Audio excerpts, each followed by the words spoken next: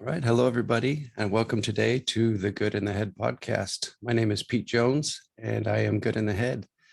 It's my intention and purpose to infect your mind, body, and soul with useful information and upgrade opportunities. And today I have a special guest, Elizabeth Heise. Is that how you say your last name? That's right. All right. Welcome to the show, and thank you so much for taking the time out of your busy day to be here with us. I appreciate you having me. I look forward to this conversation. As I was doing a little bit of research on you, I've been following you for quite a while.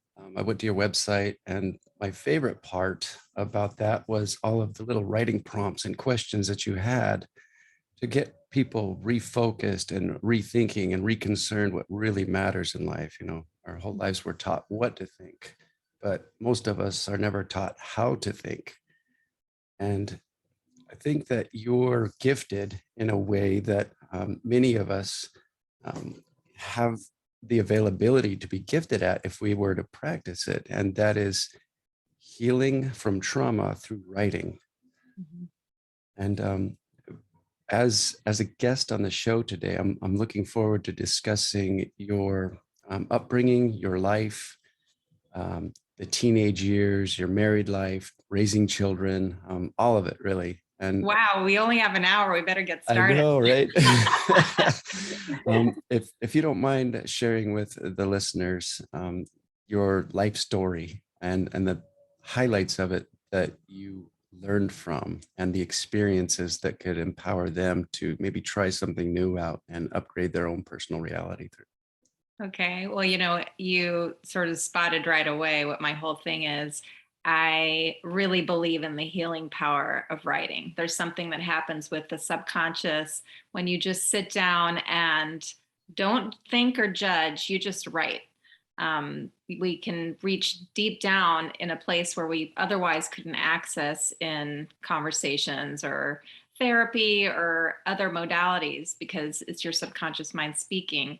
And I found that out through writing. I was originally trained as a lawyer, and you talked about not being trained to think.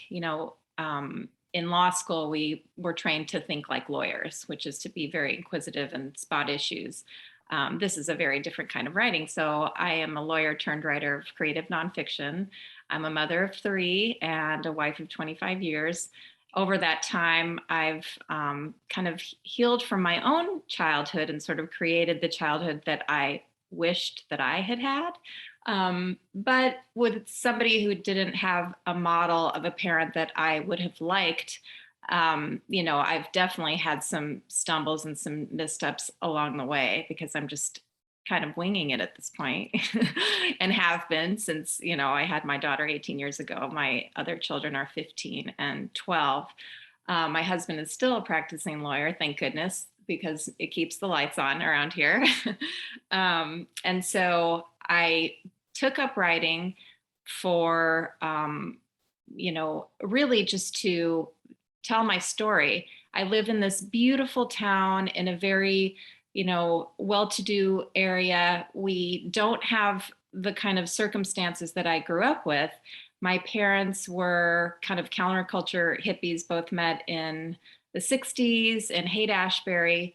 At that time, they were very much about looking to revolutionize. It was from the 50s, it was a very straight and narrow way of thinking. They wanted to be free. They wanted to raise a family in ways that were very different from the way that they were raised, very conservatively.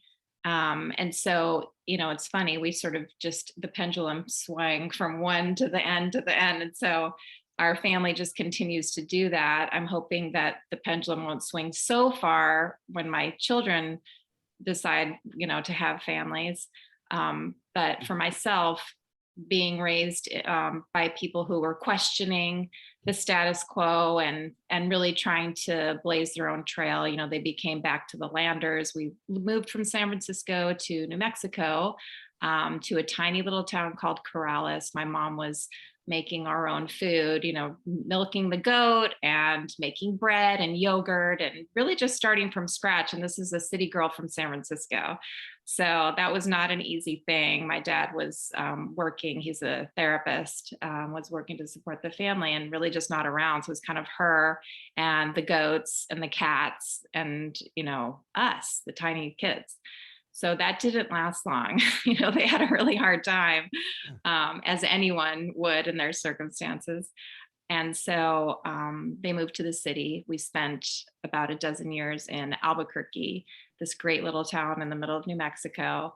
And really, we were just sort of like the hippies, fish out of water in the middle of a town that really was recent arrivals from Mexico. And, all people who lived there were totally different from us. They were mostly Catholic and, also very conservative. And we were just this, hippie family in the middle of all that, really just not fitting in.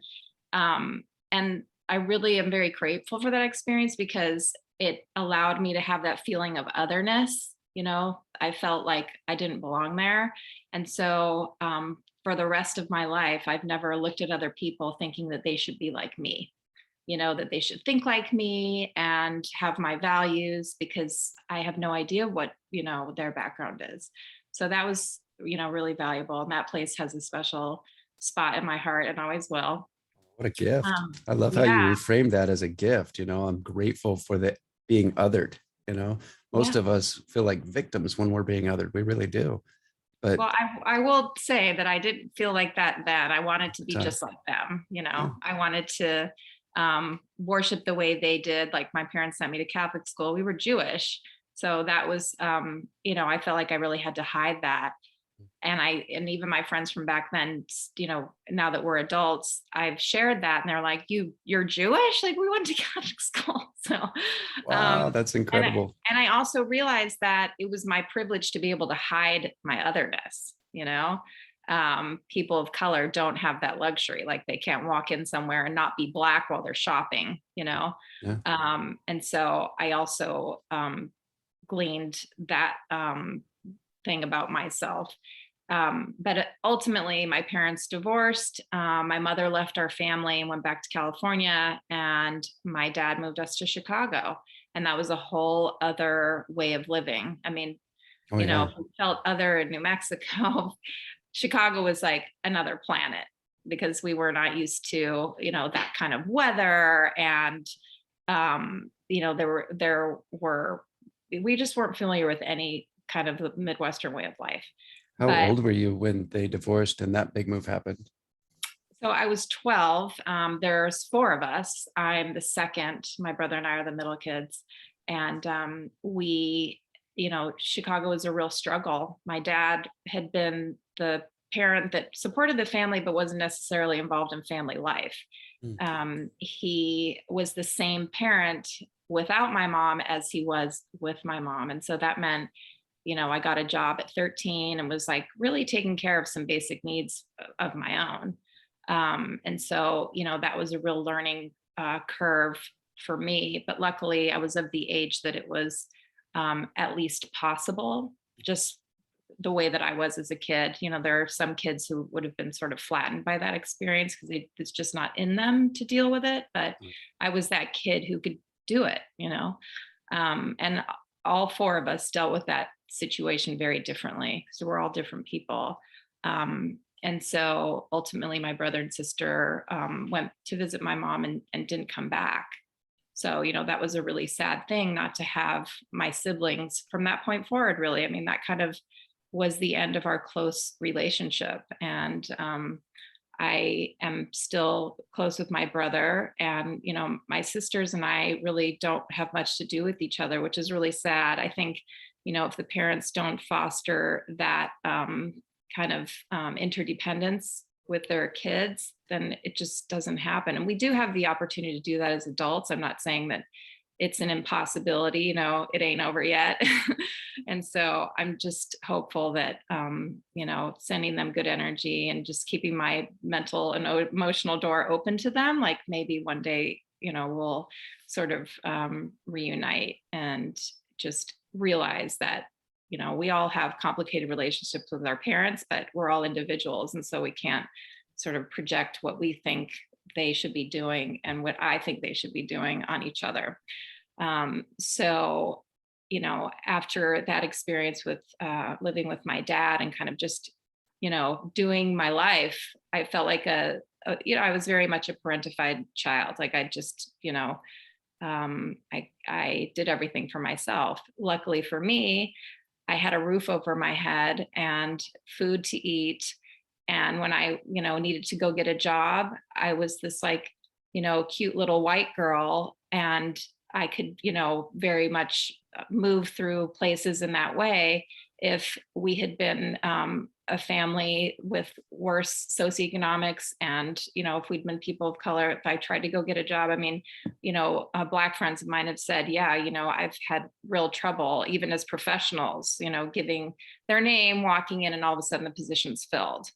And so, I was able to take care of myself because of those privileges that I carry. So I continue to recognize that because they played out in so many ways in my life. So I decided, the one thing that will take me out of these circumstances is to further my education. And so I decided I wanted to go back to California to school. I still really wanted to be somewhere in the vicinity of my mom. We really were very much out of touch in those years since she had left. And so I applied to UC Santa Barbara and luckily got in there. And I marched myself into the registrar and I said, look, my mom is a California resident and I think I should be given in-state tuition. And because it was 1987, I was able to get in-state tuition and stay. Nice. Yeah, I was one of those kids that was just going to figure it out. And I always managed to, no matter what. It's And almost like the gift, the unintended gift, that yeah, you no, had. all of these were like, the only way that you ever learn anything is to be in the circumstances. I'm just a, graduate of the School of Hard Knocks. I totally believe in that. Because it worked for me, obviously, and so I was able to get through that. But, I always felt like no matter where you go, like I had this view that once I go away to school, I'm going to be in this beautiful place. I don't know if you've ever seen pictures of UCSB. It's right on the beach. It is just the most fabulous, idyllic place to go to college ever, really. It's beautiful, but like I brought, that childhood trauma with me, Sure. My friends were all, happy and enjoying their college experience. And I kind of had this black cloud over my head, like worried about my siblings. I mean, they were left in precarious situations that, my brother and sister up north, like it was not great. And I felt very responsible. And at one point I thought, maybe I should just quit school, get a job and support them. I mean, like what kind of person am I to be in this beautiful place when my siblings are really suffering, and some other voice said, if you don't get an education, you're not going to be doing anybody any good, And so even though I felt horrible and selfish, I stayed. And What then was the that voice, do you think? I think it was me, my true self, speaking to me and looking out for me. Nice. And maybe my higher power, maybe spirit or source or whatever you want to refer to it, God. I don't know. I have always thought that whatever we need is inside of us. It's just a matter of tuning in and listening. When I'm able to get quiet, that voice is loud. And when I, fill it with all the opinions of other people, it's like silent, Yeah, which is so easy to do. Yeah, it's true. Can we go back just a minute before we Yeah. go on? You said in New Mexico, you were younger, you felt ashamed and secretive, and you sort of kept a few things in your personal life secret. Mhm. And my mom shared with me a week or two ago something that I just loved. She's a therapist, a counselor, and she has helped a lot of people, including me. And one of the things that she says is, We're only as sick as our secrets. And Right. that's kind of a catchphrase within the counseling world, and the shame from our secrets that we feel as soon as we begin to express our truth lifts immediately, and we become freed from that shame through expression and sharing of our secrets. And we actually connect and bond with others on such a deep level. And Agreed. that is super healing. And so the fact that you chose writing to heal from your trauma and share your secrets and alleviate the shame, I just thought was brilliant. Um, Well, thank you. And I totally believe that. It's funny, we put so much, we layer so much on top of what we think people are going to judge us for, so much anxiety and fear that we're going to be rejected. But the second you reveal that truth about yourself, then other people feel free to share with you truth too. It's kind of like if you put truth out into the world, it makes space for truth all around you, you know? it So does. yeah, I'm a big You know, fan of that. moving forward a few years, you had gone through a divorce and learned how to be self-sufficient and independent, and to be strong, standing on your own 2 feet, so to speak. What would you suggest for kids nowadays that are going through this very traumatic experience and unable to really process or think about these things in a way without anxiety or fear or stress? What would you suggest they do differently to better navigate their personal experience right now? Well, I'm such a big believer in getting to that right brain. The left brain is the survivor brain, the right brain is the peaceful present mind brain. And so the first thing that I would advise anybody is to see that beautiful, vivid picture of your compelling future. Like, what do you want? How do you see yourself? Like, what is your best case scenario? You know, I like my love that. daughter, yeah. And so, and at times where, we start spinning all of the worst case scenarios in our head, um, to get present. And the easiest way to do that is to, connect with the breath or, something visual or listening to sounds that are far away and closer in, to just take 2 minutes and get into that present moment. And my favorite one is is this, like feeling the ridges of your fingertips, you Yeah, know? I do that. That's interesting. Yeah. I was Yeah. at a dentist just last week, about to get a shot for the pain to numb me to get some work done. And I'd never had this experience before, but as soon as he was about to go in, the assistant started tapping really hard on my arm. And I was like sort of confused, and it shocked my system. And I never felt the needle go in. Oh, And I looked wow. at her and I said, "You are awesome. Thank you. I've never even thought to do that." So And smart. so I went to a different room, and the other dentist was working on me, and they were going to give me some more medication. And I noticed that that person wasn't going to tap me. So I tapped my own arm, and I couldn't even feel it. It was so interesting. Right. Where did Yeah. you learn this trick? So I've recently started reading, do you know Shirzad Shamin? He does the positive intelligence. Huh, no. It's really interesting. A while back, I heard about Dr. Jill Bolte Taylor. Did you read any of her books or listen to her YouTube? She has a YouTube called My Stroke of Insight, I think it's called. Anyway, it talks about how, she's a neuroscientist, studies the brain all day, every day, and one day had a stroke, Hmm. and it shut down her left brain, I and have she seen got to her TED Talk. feel what it's like. Yeah, she's unbelievable. The story is just incredible, because she talks about how that right brain is this just euphoric place where you have unloaded however many years you've been on this planet's worth of stress and anxiety and baggage, all the emotional trauma that you've dragged around since the beginning of time.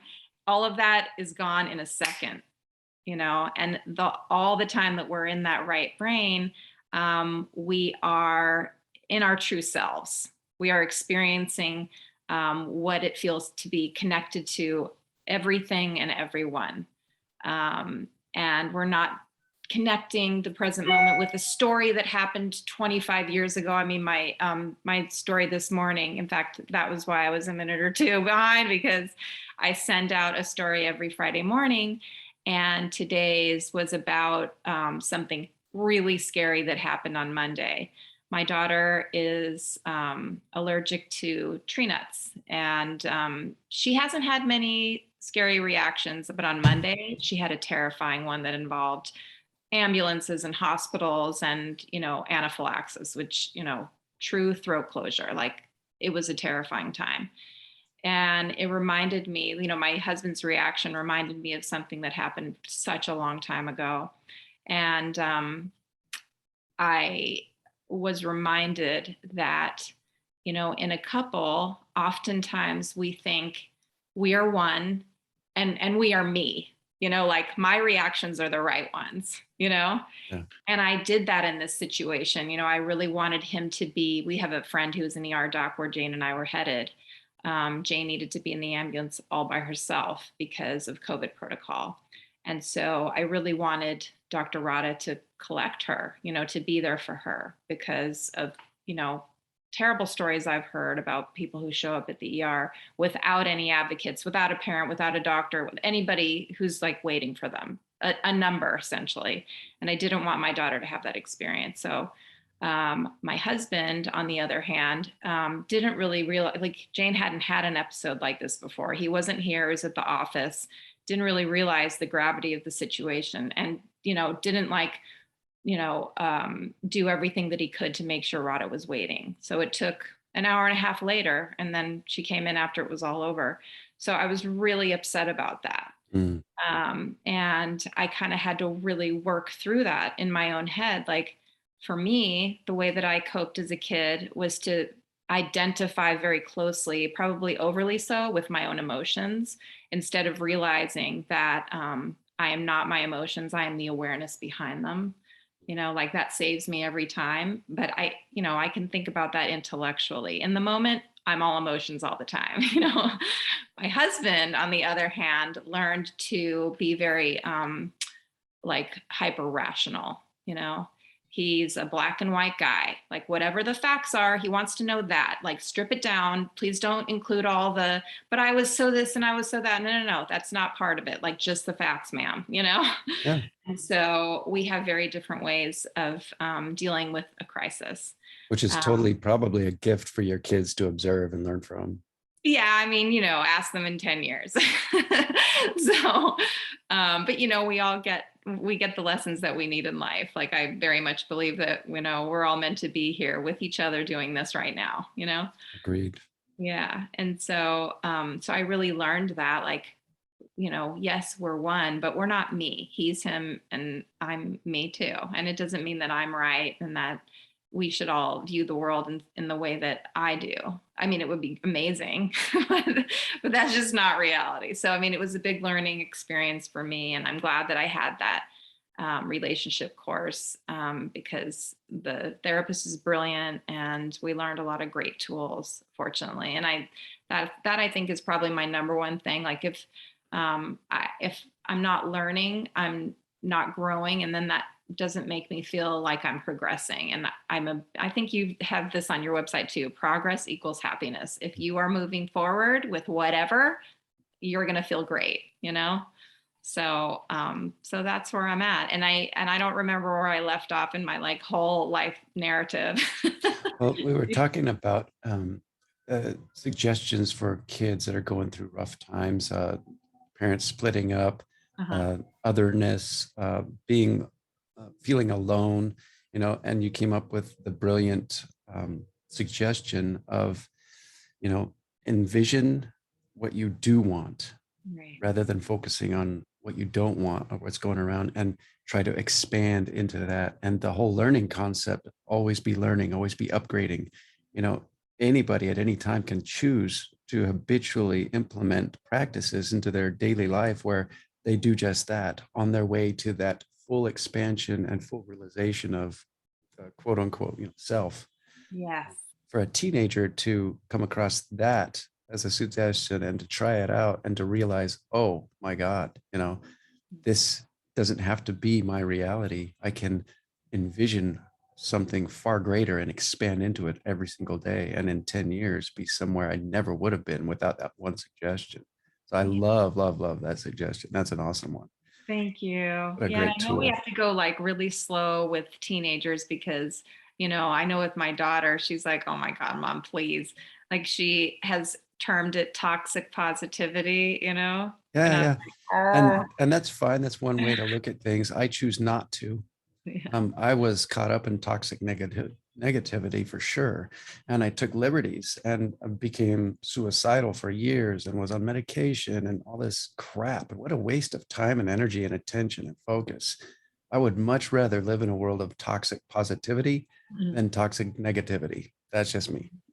Well, you know what? I don't think positivity is ever toxic, but I do acknowledge that when you're not allowing somebody to just be who they are, when you get uncomfortable with whatever they're expressing, and just want to kind of put a,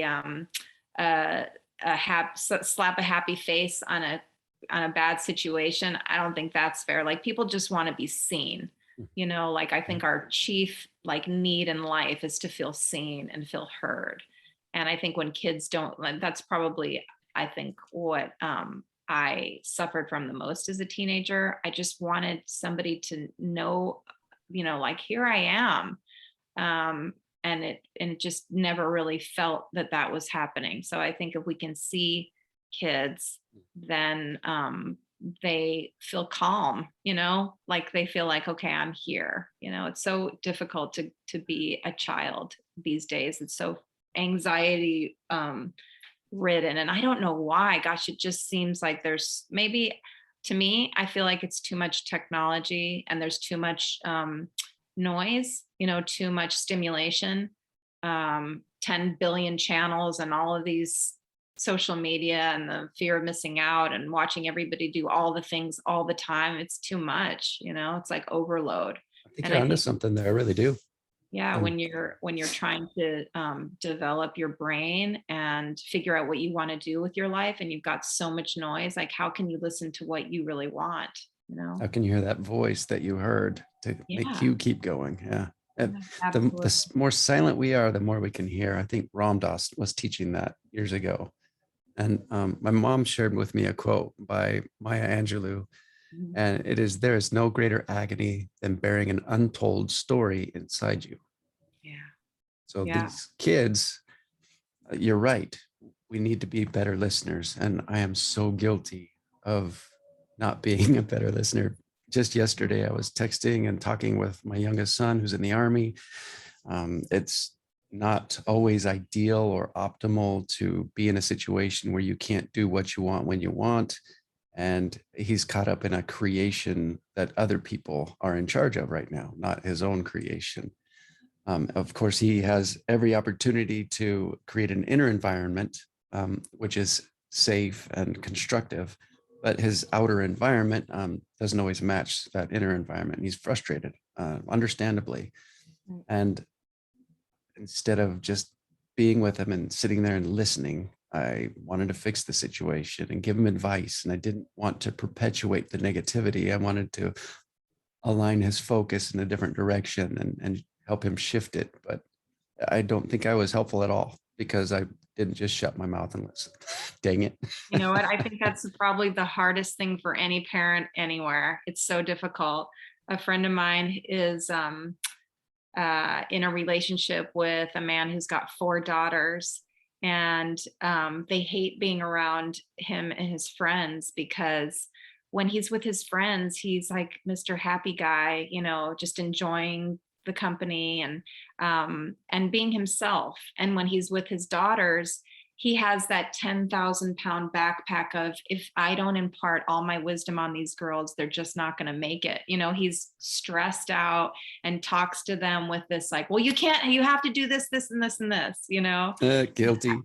I feel that burden too. My kid is right about to leave for college, and I'm like, oh my God, she needs to know so much stuff. Like, I can't waste a single minute. Every time I see her, I have to be like, do you know this and this? Like, I gave her a book this thick about, learning finances and all this stuff that I feel like she just doesn't know well enough to like go out into life. And I think I just need to pump the brakes on that, need to have her prepared for every eventuality, because she's 18 and she's going to learn the hard way just like I did. Yeah. Isn't it interesting how we want to rush ahead and sweep away all of their obstacles before them, but yet that's the way that they become who they need to be to not just survive in the world, but really thrive. Yeah, because we don't want them to experience pain. know? I don't. Like, that's the only way to learn, like, all of those broken spots are where the light gets in. So to stand in the way of that would just be tragic, even though I'm going to do it right after I got off the phone with you. So going back to where we were, you were in college, you decided to stick with it. And then if you can continue to unfold this story. Yeah. So in college, like I said, I was kind of still trying to drag around all of my angsty feelings and cover them up because I wanted to fit in. I just wanted to be part of, the young person's experience, having fun. Didn't really want to deal with like all my family trauma and that stuff. Mm. So I made a really dear best friend. Like, I kind of thought, you know what, if I can just make one good best friend, I'll feel fine, even though my family doesn't check in on me and I'm working to make ends meet and have all this pressure. If I just have one person I can rely on, I'm good. So I did make that one best friend. We found this beautiful spot our senior year to live, relatively cheaply on Del Playa, which is, right on the water, top of the bluffs. I mean, it was just so gorgeous. And so this friend was, not from any circumstances that I am familiar with at all, very privileged. I shared some of my past, but really not like all of it. Um, I don't know if you've ever had friends like this, but I kind of felt like I needed to take care of our relationship. That she was kind of doing me a favor since I felt like damaged goods. So we Yeah. talk about her stuff. I'd kind of, be her sounding board for her whole life. And she didn't really know that much about me. And then she took some time off of school, and her dad wasn't too pleased about having to pay out of state tuition for the time that she was gone. So she came back and had to get a job. And I was like, no problem. I'll, hook you up with a restaurant. You can wait tables. It's super easy money. Don't worry about it. So she started working, and we decided to stay for the Christmas break, to stay around for a while. She'd make some money for gifts. And I hadn't planned to go anywhere because like, this is home to me. It was a safe, beautiful place with a person who cared about me. I was home. And so I came back to our place one day and she wasn't there. And it was before cell phones and she disappeared. And I didn't really know what to do. All of our friends were gone. It was just really odd. And so I was kind of kicking myself, like, she's an adult, like, she's not your child. She'll be okay. Like, who knows what she's doing? She's fine. The next day I came home and she was packing. And I walked in and I'm like, what are you doing? And she said, she turned around, she said, my money's gone. And I think you took it. Like, she accused me of stealing from her. And it was really shocking. I just stood there. I didn't really know what to say. My world sort of like stood still. Like, nothing moved. The air didn't move around me. I couldn't even tell. Like, I almost passed out. I was so shocked. Anyway, so she left town and I just kind of didn't know what to do with myself. It was the most bizarre feeling I've ever had in my life to this day. And so I couldn't function at work. I was just a mess. And so I took the surplus of money that I'd made during the school break and got enough to fly home to see my dad. And we didn't have a very close relationship, but he was like kind of all I had. I didn't really do much in terms of like school vacations or anything with my mom because we didn't have that relationship either. So I told my dad what happened. And, mind you, I'm his straight A student. I was the kid that, you know, despite everything that we'd been through, you couldn't tell. Like I didn't look like I'd been through any of the stuff that we'd been through. Everything bounced off me. I mean, at least it looked that way. And so I told him the story and he said, "Well, did you take it?" And that just flattened me. I thought, here's this guy who like doesn't even see who I am. And so I went back and I thought, well, surely she would have come to her senses by now. Like she'll apologize to me. I'll go back to our place and there she'll be like repentant. She was not. The landlord came down and said, I understand, Jody's gotten another roommate. I'll let you out without penalty. Like clearly she told him her story. So, this is just like the worst possible thing ever. So I move out like very swiftly into whatever, like some random house with a bunch of people I didn't know, just like my kind of worst idea of what I wanted, like the living circumstances that I would never have chosen had I had the choice. So I kind of can't function. Like I can't, study. I went to a professor and I was like, I don't know what's wrong with me. I'm reading, but I like no knowledge is going in. Like I don't know what sentences mean. Like I was so traumatized. And I'll never forget this. Dr. Gail Binion, who's still at UCSB, said to me, "Listen to me. These are not the best years of your life. These are not your people. You are going to go out and do wonderful things. Don't worry. Take all the time that you need. Come back and take the test when you're ready. Okay. Just go take care of yourself." How And like, wise. she saved me. I was like, "Oh, you mean my life's going to get better than this?" Like that was news to me, Yeah, you were so caught up in the trauma and hyper Oh my God. focused on the, yeah, that Yeah, is, it was horrible. But from that whole relationship, I realized if you don't show people who you are, they will fill in the blanks. oh, wow. I like that. That is so Yeah. true. And she filled in the blanks with liar and thief. Who knew, you know? Because Looking I back. hid myself from her. Yeah. And so, that was a huge, really awful lesson. I thought my whole time there, I'm here to look the part. I always kind of had that feeling like if things can just look perfect, that's good enough for me. Like that's all I can ask. Really, that's not even close. Like maybe even the more perfect they look, the worse they are. That might even be more true. If you could, knowing what you know now, Mhm. reinsert yourself back to the day you met her, how would you do things differently to unfold them in a different way? How would you recreate that reality with the knowledge you now have? Well, first of all, I'm not going to go back and say it was 100% my fault for not revealing my true self to this person. Maybe if I let her in, she would have betrayed me in some other way, whatever. But I will take responsibility for like hiding myself, and not really sharing with her what she had very openly shared with me. She told me about her divorced parents and the boyfriend that she thought was cheating on her. And, she was very like, she was open and I wasn't. So, I would go back to that self and say, look, um, you know, people are not going to reject you for being honest. And if they do, they're not your people. So it's better to, reveal your truth and for the chips to fall wherever, because at least you know that you are trafficking in truth. You're not creating and curating some image. And for what? You don't get anything out of that. You get to Acceptance, hide. validation, perceived only, but not the true thing. Right. So, Right. when did you learn to be good with your own feedback and your own acceptance and your own love rather than seeking for connection and uh, kind of attracting those necessary things through others?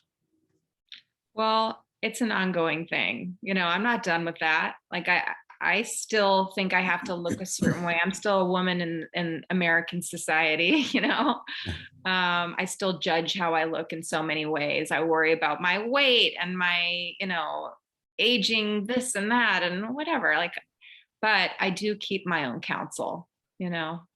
I have changed in that respect. And I you do don't that through writing mostly and asking yourself questions? well, because the writing process has really removed the noise from that voice, I'm in touch with it now. And my intuition is really strong and loud, um, most of the time, because Wow. sometimes if I get anxious and freaked out about something, it'll go silent because I've layered some stuff on top. So really my practice in the morning, and I know you have a really serious like morning and daily practice. I've read about how you add one a month, and that's really super cool. I have the same thing like in the morning. The first thing I do is meditate. I'm a transcendental meditation practitioner and have been for, I don't know, maybe a dozen years or so. And that's my first thing. Right after that, I my intention every day is to do my morning pages, which is 3 full pages of just like, subconscious writing, and that's it. And like not trying to write anything, but just um, letting my subconscious drain out on the page. So I feel like the process is meditation kind of brings everything up and out. The pages have a landing spot for it. And if there's anything left in it, then I move. So it's like meditation, morning pages, and movement. And then the movement kind of gets all that energy out. I can express it and raise my vibration so that all day long I'm like feeling positive and good.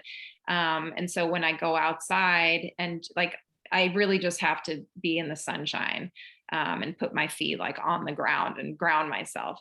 And so when I'm out there, I do a breathing exercise. And my daughter makes fun of me all the time because it is aligning the chakras. It's a, and I do that until I feel like I'm, like centered. Then I clean my energy. I mean, I'm really into breathing. Yeah. Yeah. And so I clean my energy, bring in the light of the universe, rush it down my body to the center of the earth and up until I feel like, sparkly clean. Then I bring it in, turn it pink, and send it to whoever I think needs it. Of course, I send it to all my family members and to myself always. And it's funny, like it's a real thing. I bring in that pink light and then spread it on throughout my own body. And every single time, involuntarily, a smile spreads across my face. Like, and that energy practice is a real thing. And then I do my gratitude, and I just start like with me and that I'm thankful for my own body and health and all that, and then out into the world and all the people doing all the things. So and then I'm ready to go. I would like to do like incantations, like what I'm looking for, but that's like icing on the cake. If I have time for that, like I'm really having a luxurious morning. That is such an amazing morning routine. What a brilliant way to set yourself up for the whole rest of the day. I love that. It is really similar to my morning routine as well. Yeah. Yeah. How long have you been doing an intentional morning routine? Well, I've built bit by bit, not like monthly like your practice was, but so the meditation has been for 12 years or so, maybe a little more. The breathing, probably a year and a half or so. And all the energy clearing, like I've done all that pretty recently in the last few years. And like that's really everything. These little centering activities are my newest thing, and I'm a huge fan of that because Me I too. really feel like it's going to cut down on my reactivity. I think I was talking about earlier, like feeling like I'm a little bit too overly identified with my emotions. So this thing is going to help me stay in that right brain and help me, be more empathetic and circumspect about things before I react. And Tony Robbins and many others teach about NLP. It's neuralistic programming, where you use one of the five senses repeatedly when you're in the zone, when you're in flow state, when you've done your gratitude and your meditation and your breathing, and you're aligned with what you really are, once again, that's the perfect time to either smell a certain scent or do this during the whole practice, because throughout the day we all are bombarded with distractions and with opportunities to express anger and bitterness and resentment towards others, and we absorb theirs as well. But the moment that we smell that smell or do this in that moment, we realign instantly and we're automatically automated into the flow state again. And it's a great practice that I've been using to sort of move away from anger and expand into love throughout the day. And it's been really useful. I love using smells. I've been doing a lot of this. So it was interesting when you brought that up. Like, I get it. I know exactly why you're doing it. It works. There's just so many ways. You'll see Tony Robbins too. He'll touch an earlobe at a forgetful moment, and then bam, he's realigned and he remembers exactly how to operate again. That's so There's interesting. And so what smells do you use? um, I use like what is that? Peppermint for Yeah. Christmas, like the Uh-huh. candy canes. Right. After my meditation and my breathing practice, I'll end it every time with that smell, so that I'm now programming my brain and body to be in alignment with flow state, so that when I've got an angry moment or I don't know what to do or say, or I'm fearful or stressed out, just think of it or smell it, and bam, right back into alignment. I am love again, instead of I am anger. Yeah. Wow, It's that's useful. awesome. It's a good Consider tool. that stolen, my friend. It's I good. have a little peppermint essential oil in my bathroom cabinet that I'm going to go for right after this. And so the practice is after you get yourself super aligned, you smell it, and then you're able to by that having that smell or even thinking of the smell that you Even can go back. thinking of it, I'll think of a candy Wow. cane and I'm like, oh, bam, That's just right there immediately. It's useful. Now, going back to what you learned from this roommate, you sort of emotionally, from what I observed, um, put everything into one basket, all your eggs into one basket, right? yeah. Having the expectation of this one person sort of helping you to save yourself from, you know, all the things you didn't want to focus on. Yeah. And you learned a lot of amazing lessons from that experience and went through some devastating experience as well after that, from what it sounds like. Now, did you bring those, I'm guessing, into future relationships? And how did that alter the way you operated with other people from then on? Oh my gosh, it really just froze me. I think I was so traumatized from that. It's funny, just the other day, I've been since my daughter's going away, we've been doing like all the last little special stuff with each other. She had her orientation remote, of course. So a friend of mine who's got a place on the beach let us stay at this amazing, beautiful beach condo. So Jane's going to UCLA in a month, but to simulate like, LA circumstances, we got to stay at my friend's place. It was awesome. As we were Nice. going to stay, like go hang out on the beach for the day, Jane turned to me and she's like, do you have a best friend? I mean, I'm really close with this friend of mine. We run every Saturday and we have these great talks and it's really awesome. She had a childhood that was pretty similar to mine. And, she has a very like rational brain. We're super connected, but I think both of us are kind of like, um, you know, because of what we've experienced in the past, maybe less able to bond in that way. I don't know. Um, but like, I do consider her like a super close friend. And Jane was like, well, so, what's the deal with that? And it's true. I think I was more open to friendships back before that happened, and I was 20 years old. I'm 51 now. And that's a long time to be like a little bit afraid of those relationships. And quite frankly, I think that is still like residue from my mom. Like, I'm not fully resolved with that relationship.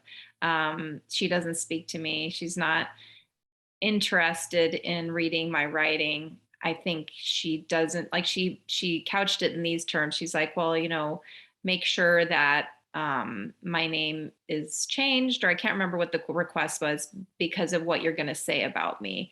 Not, assuming that this is all true stories and it's something that I experienced. So let's talk about it. Let's have some postmortem and an opportunity for repair, because really life is crazy. People do insane things. And if you can just repair that damage, then, humans are resilient. We can get over anything.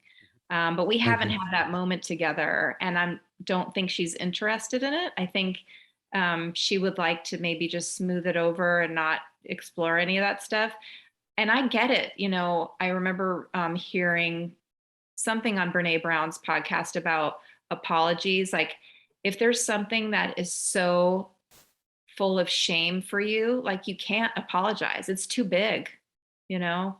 And I think for her, leaving her 4 children with somebody who had no ability to parent them properly, probably, and she just was at a time when she couldn't do it anymore. Like, she was kind of overloaded. She was the sole parent basically. And I think she just got burnt out. I don't really know, honestly. That's like her whole thing, which I can't speak to.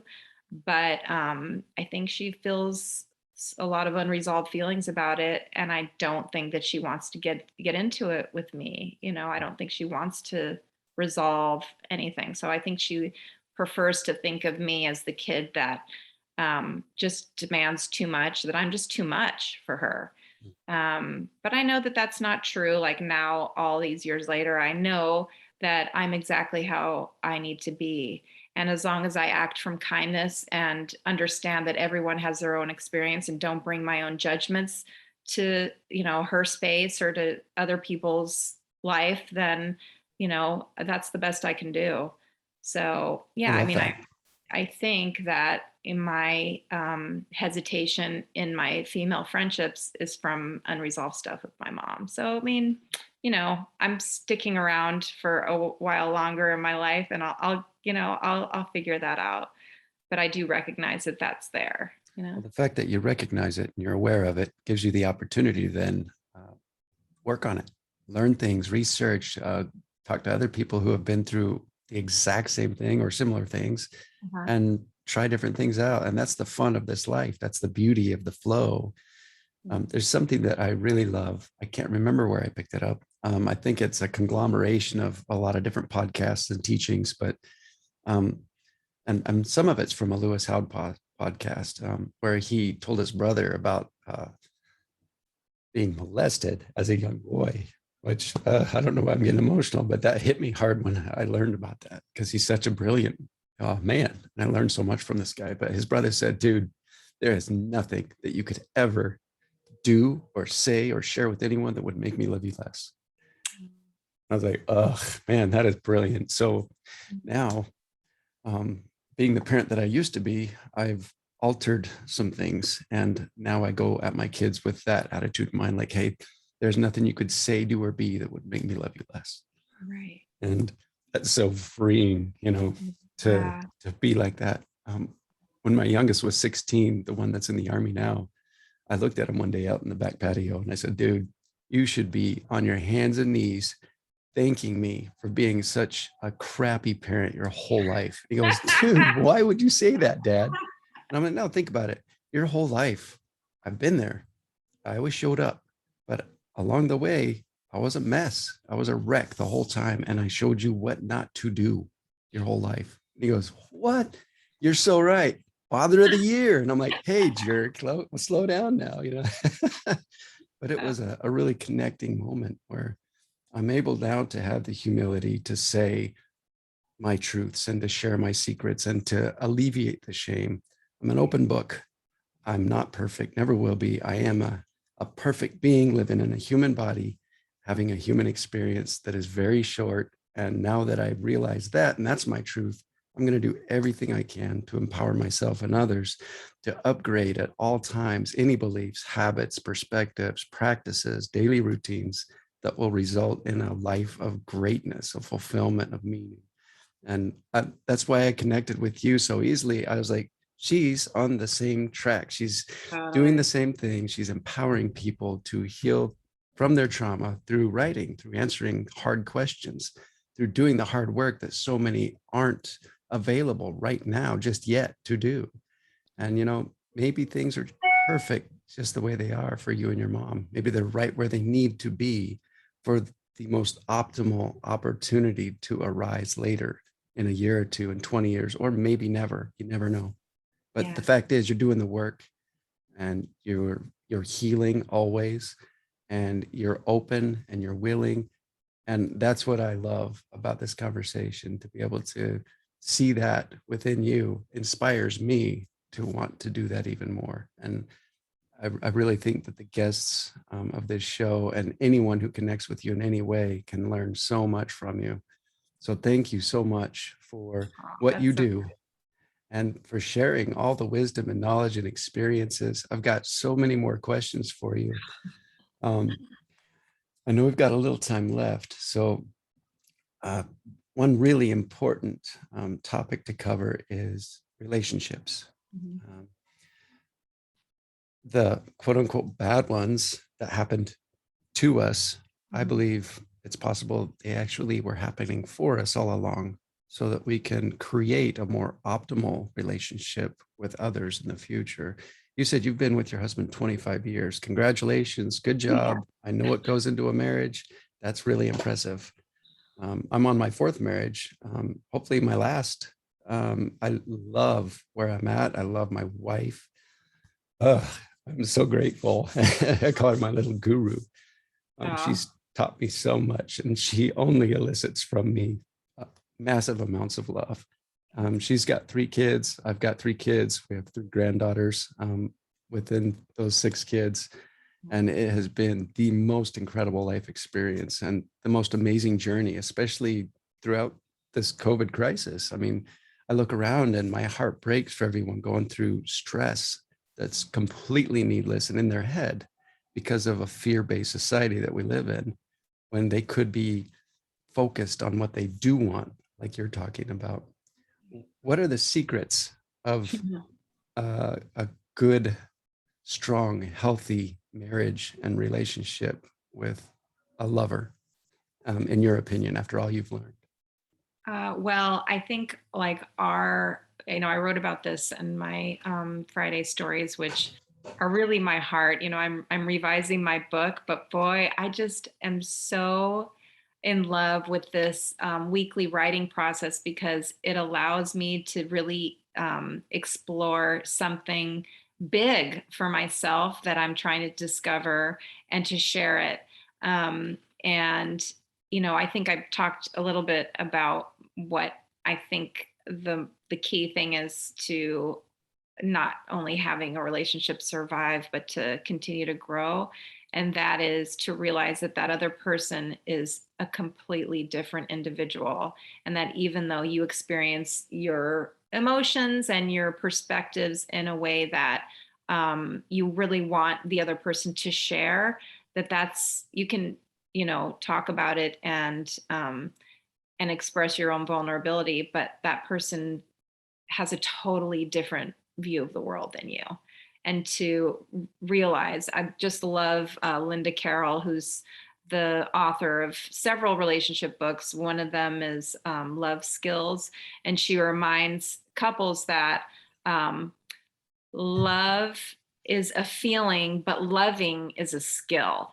There are things you need to do, and if you want to have a healthy body, you have to work out. If you want to have a healthy relationship, you need to have rituals that are going to sustain it.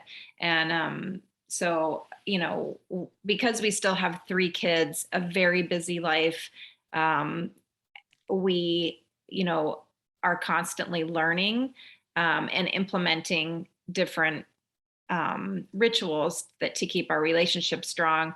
Do we do them all the time? And are we, so awesome and amazing, you know, 24 hours a day? No. Like, oh my God, I'm tough, Mark. I remember, I think it was maybe like 3 or 4 months ago, I wrote a piece, Why Do We Stay? Like, why are we here? Why are we in this relationship? And it was during the love skills class. And have you ever done the Enneagram? I've heard of it. I don't Oh my think God. so. Pete, you have got to, when we get off, run and do the Enneagram test. It will reveal so much about how you view the world. And then when you match it up with your significant other, the ways that they view the world, and the two of you together, it explains everything. So how is that spelled and where can I find it? ENNEAGRAM. And if you look up the Enneagram Institute, I believe it's enneagraminstitute.com. And so there's a test that you do. I think it's like $10 or something. And really, it is just so helpful. And I don't want to butcher the explanation, but it was brought to the United States by the first American guru. His name is George Gurdjieff. In fact, my parents studied him when I was little. How do you spell his last name?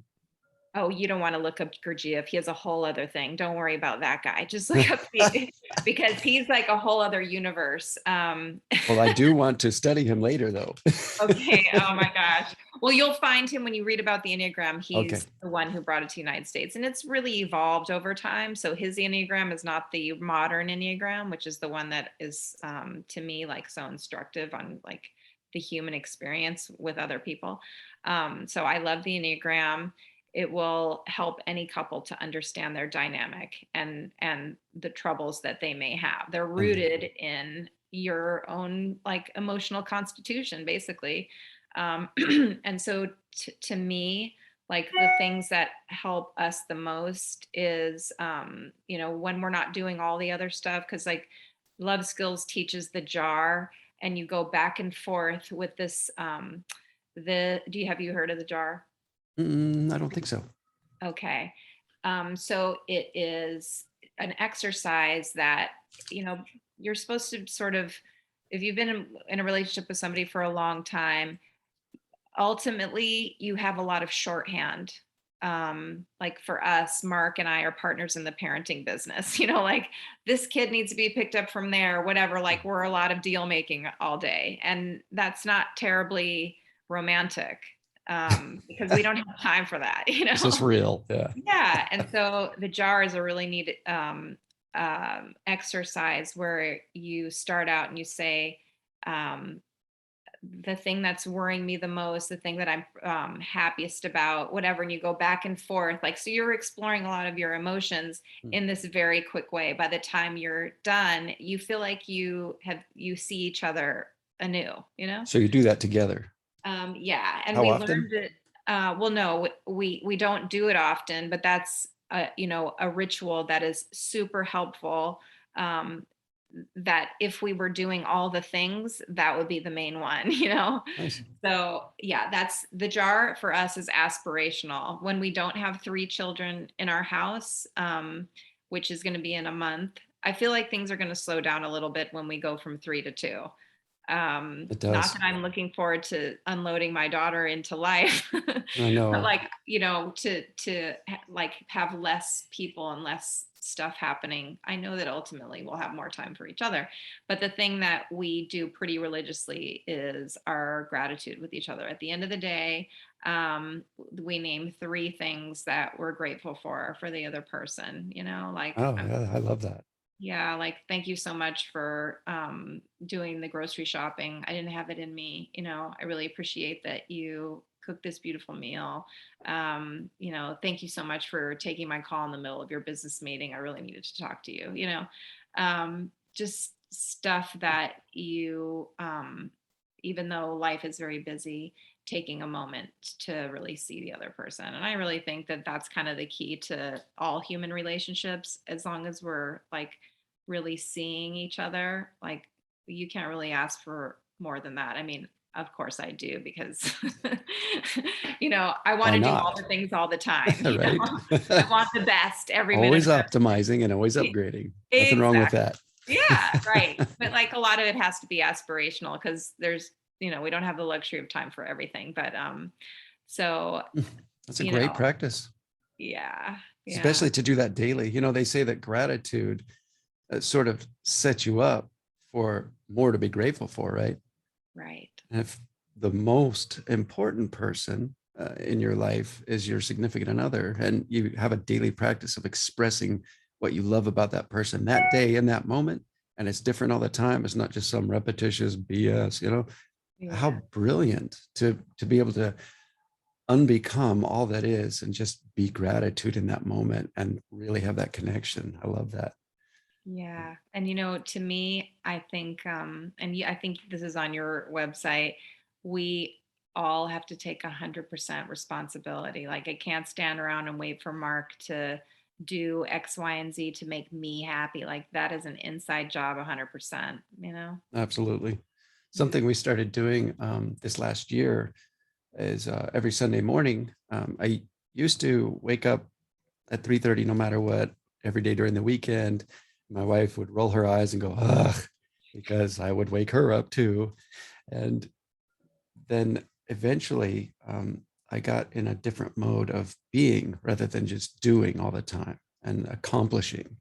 And I no longer need that validation from anyone or anything from that comes from doing, but rather now it's just inside me. I'm validating myself. I'm appreciating and loving, accepting myself. Don't need it from anywhere else at all.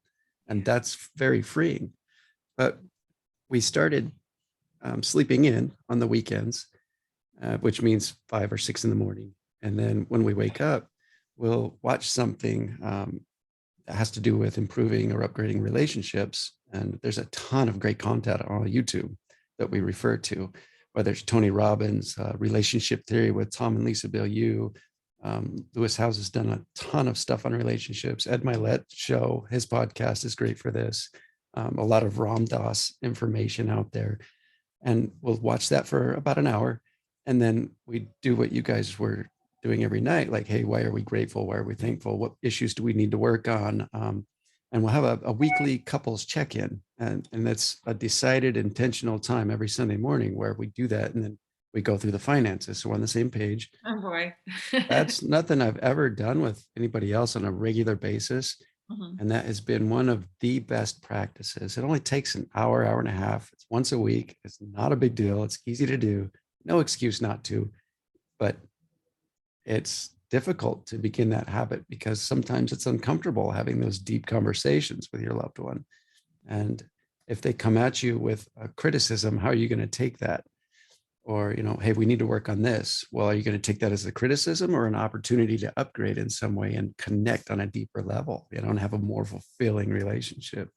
Right. But Yeah, no, I love that. Ours is called the state of the relationship, but I think it's great to have a schedule for that because in the moment, if you have some conflict, then it's heated. Whereas if you do it at 5 o'clock on Sunday, nobody's upset about whatever that was. Mhm. Nobody's going to take it in a way that's, well, I can't say nobody. I'm going to take it, like I'm an emotional person, and I may take it in a way that will be reactive.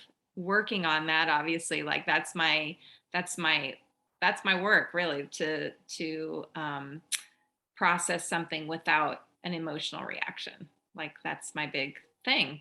And so I do like the state of the relationship conversation. I think that's super valuable. And my alarm rings for it every Sunday, and there's always something going on. So you're reminding me that that's a really critical piece of relationship maintenance that we need to make time for and prioritize better, because these kids are going to graduate and be up and out and have their life, and if we haven't done our work, we're going to have like a mountain to traverse to Yeah, like, who the hell are you? yeah, like what are we doing? So I don't want to get to that place. So, Yeah, right now we're good, and we can always be better, you I know? like that. Yes, that's a true statement every single day Yeah. for sure. And what I love is the kids always they're watching. They learn from what we do, not what we say. Yeah. And if they see the parent being consistent in certain practices or certain morning routines, they may giggle and laugh and tease. And like I'm called the quote guy, by some of the kids. And like they roll their eyes when I share something. Mhm. That's okay. Here, I'm here not it going to stop. is. It's going in. I do it out of love. And I know that when they're rolling their eyes and they're teasing me, that they love me back. Yeah. Yeah. That's valuable.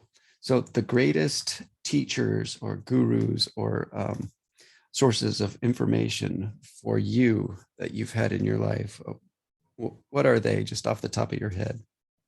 Well, I love Eckhart Tolle, but he's so quiet, I loved his conversation with Oprah because she's not quiet. She's got this, deep voice and she's super powerful. So the two of them together went into my brain in a way that just him alone, I didn't get there quite. It wasn't as saturated as after I listened to the two of them. I love Deepak. I love Tony Robbins. I love Mel Robbins. I love all the Robbinses. She's um, awesome. yeah, gosh, there's so many. Oh my goodness. Um, who else? I love Jennifer Pasteloff. She's so beautiful. Hmm. There's like, I recently got on the like Instagram was new to me. I hadn't ever done it until I wrote my book and I was like, okay, what next? Well, you have to go like out into the world and share your stuff. And then one day when you have your book out, then people will want to read it, Yeah. So I didn't know that it would be so amazing to be able to write a little essayette every day on Instagram and to put out work every Friday, and that I would be getting so much out of it. I thought a writer writes a book and then writes another book. Like that's not even close to the whole picture. So that book kind of led to all these experiences that I am getting so much more out of. I shouldn't say more. I loved writing a book, and I think processing all of those stories and getting to provide my own meaning, like why did this happen, and getting to decide that for myself was so empowering. And I think that is the key thing to my encouraging other people to write, because you get to write your own story of your life. Like, why not? Why not do it right now? God, So, I wish it was a life requirement for everyone to yeah, write a book at least once a decade about their experience and their perspective, their current state, and to be able to look back every 10 years and be like, oh my God, that was a different life yeah, completely. yep. That's brilliant. What's the name of this book, or do you have one for it? So my book is called Scrappy. Scrappy. And has it come out already, or is it still in the works? No, in fact, I had a meeting with my editor yesterday, and because this has been, the story, it's a story of my life and my experiences, and because I wrote it a year ago, like I sat down during the pandemic and wrote it. Um, I am a different person after having written it, and waiting a year to look at it and see what I want to do with it next. Um, I'm a whole new person after that year. I And I do. feel differently about some of the stories. Yeah. Like when I read about this thing that happened as a kid, and I thought to myself, well, wait a second, that's not what I thought back then. I didn't think that. Mhm. So now I know differently. I feel very differently about my parents. I mean, my father was ill and I hadn't been with him in a long time. I went to see him. We were kind of scared about what was going to happen because he, had emergency surgery. It was really scary. And we, went around the town where I was raised. And he said to me, if we'd stayed here, you would be a very different person, like your life would not be anything like it is today. And he's right. So I was meant, all of that stuff that happened was totally meant to be, because right So here, right now is awesome. exactly where I'm supposed to be with That is you having this everyone's beautiful truth. Everyone's this moment right here, right now is meant to be. So conversation. Right. true. I have a Yeah. friend that gave me this quote. It says, everything changed when I gave up hope of a better past. Oh, yeah. I love that one. That's so great. I was like, wait a minute, what? Oh my gosh. It caused me to then go question my past and reframe it and rewrite it. Um, I love the title Scrappy. And when that comes out, I really hope that you choose to reach out and we can do another podcast and hopefully funnel people towards the information in that book. I really think it'll be helpful for a lot of individuals. Anybody who reads that book is going to gain a lot from it. I just know that from having this conversation with you. Thank you so much. I really appreciate that. And even just in the process of writing the book, you need to look at the shelf at the bookstore and ask, where's my book fit here? And so you come up with your comp writers, and I've read their books and they're so inspiring to me. um, Other people's stories can be like the survival guide for somebody, you know? Uh-huh. I love that. Yeah. And so even just reading the way that they felt about situations that happened in their lives, the way that they articulated it. Oh my God, I just felt their stories in my bones. Like it's so beautiful. Well, You the know, it's last like book you turning read, yeah, pain. Yeah, like turning pain into art. What is better than that? Not anything. I agree. And life is art, and we're the artist. And our life is a canvas. I mean, we get to paint whatever we want to, including the past story that we retell. There's a book that I wrote starting in 2017. It's called My Daily Perspective Shift. And each day of the year, that's part of my morning routine. I'll get up and for about 15 minutes, I rewrite that day's entry in the book. There's 365 pages. So each day I have something to rewrite. And writer to writer, I highly recommend not changing anything about your book and calling it volume one. And then a year or two from now, rewrite it, call it volume two. And then your perspective as it shifts and changes and as you upgrade in every way, Uh-huh. the book itself will be a completely different story. And to be able to look back in 10 or 20 years at the first story that you were telling, compare it to the upgraded version of your new reality and the story you're now telling. Oh my God, the difference is unreal. I highly regret not saving my work. Instead, I just rewrote over it and then saved it as new. Oh my And goodness. if I had some way to compare the current reality to the past reality that I was living, I think that that would be incredibly empowering. Yeah. But you know what? You're living that. Like you are the embodiment of that progress, you know? That's true. I love that here and now, right? It's all Yeah. about the here and now. Yeah. There is a book that I listened to a couple of days ago. The woman that created The Secret, Rhonda Byrne, Mhm. she also wrote a book that came out a few years ago called The Greatest Secret. And basically, after The Secret came out in '06 or '07, she spent the next 10 years diving deeply into spirituality and religion and really learned some amazing concepts. And, truth is whatever we decide it is for us. There's no one truth all the time. There is an ever changing truth that is ours and ours alone. And she describes in the book as her new self identity as awareness. I am awareness. I am consciousness. And the one question she asks is, am I aware? And it brings both sides of the mind into the current moment and the here and now. And the next question that automatically has to come is, well, what am I aware of? The body, nature, others, everything. And it goes through your mind so fast. Mm. And we have 40 billion bits of uh, information per second coming at us through our five senses. Mhm. And we need to know how to filter through all of that. So questions are such an amazing way to do that. You call them writing prompts on your website. And I'm wondering what your favorite writing prompts or questions to answer have been for you.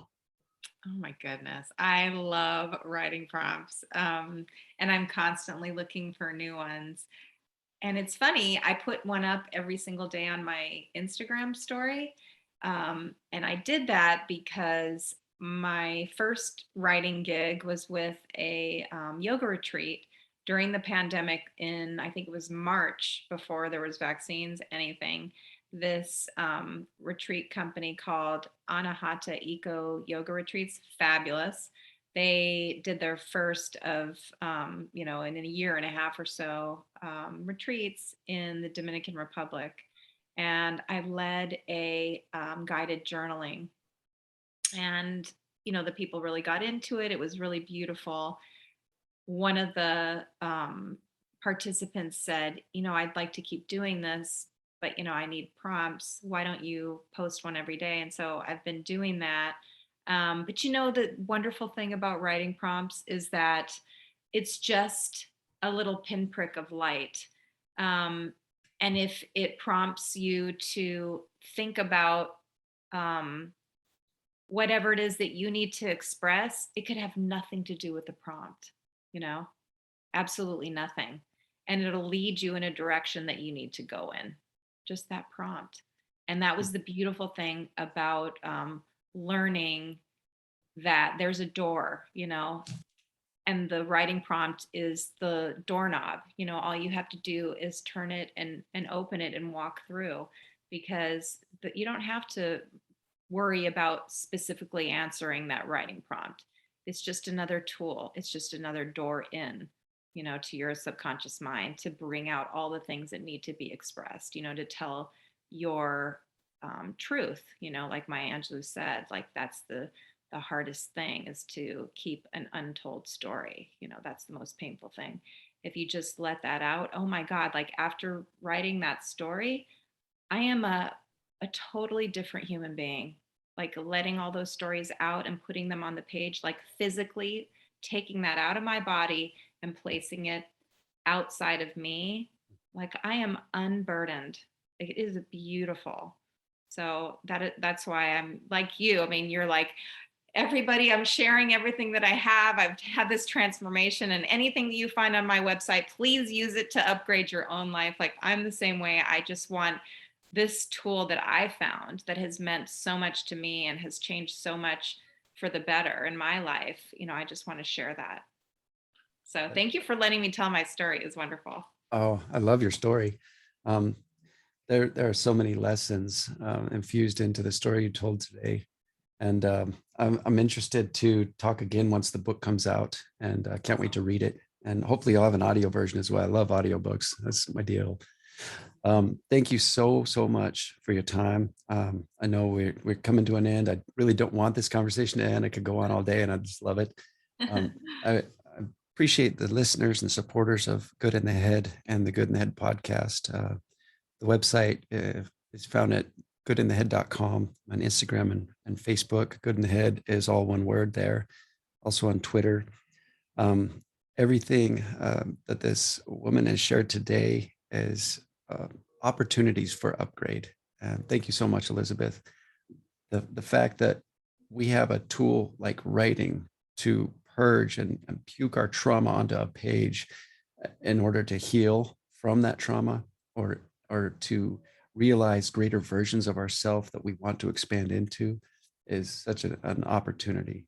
So I'm so grateful for you sharing this tool here today. All the information about Elizabeth, where to reach her, her Instagram feed, her website, a list of some of the people we've talked about today and their teachings, and some of these other practices for breathing, the yoga retreat. I'll definitely put that all in the show notes for anybody who wants to go diving deeper into everything that was shared here today. Thank you so very much. I really appreciate you. And we'll talk again soon. I can't wait for the book. Thank you. Yeah, thank you so much for having me. And if anyone is interested in seeing my weekly stories, you can sign up for to receive them every Friday on elizabethheise.com. And I'm so pleased to share this, all this information with you. And I love your story. And I'm just so pleased that you reached out to me. I felt so lucky. I was like, wow, you want to talk to me? It was really Oh, a neat thing. please. I felt like the lucky one. Thank you. Is there anything else that you want to impart or share with the listeners before we close? Um, no, just I would love to, anybody who's interested in my content. I really enjoy Instagram, and my handle is at Elizabeth Heise, Heise 1. And each month I do a live that is called Tell Me All About It. And I choose somebody who is doing work out in the community to, that comes from their own personal gifts, and they just want to help other people, and the people that I've had on have been wonderful. So consider yourself invited to one of my monthly talks. They have been really so much fun. I just love having conversations with people who are inspired to share what they've learned and to inspire other people. That's So thanks brilliant. It would again for having be an me. honor and a pleasure. Have you recorded those conversations? Yeah, so they're Awesome. yeah, so they're up on my page. I think the only time I wasn't able to do one was when I was up in the mountains and the signal was terrible. But most all of them have been recorded, and so they are available on my IGTV. And I think there's like a little clip on whatever the post was. So yeah, so that's Excellent. I look forward to diving deeper into those as well. cool. Thank you so much, Elizabeth. Yeah, thanks for having me.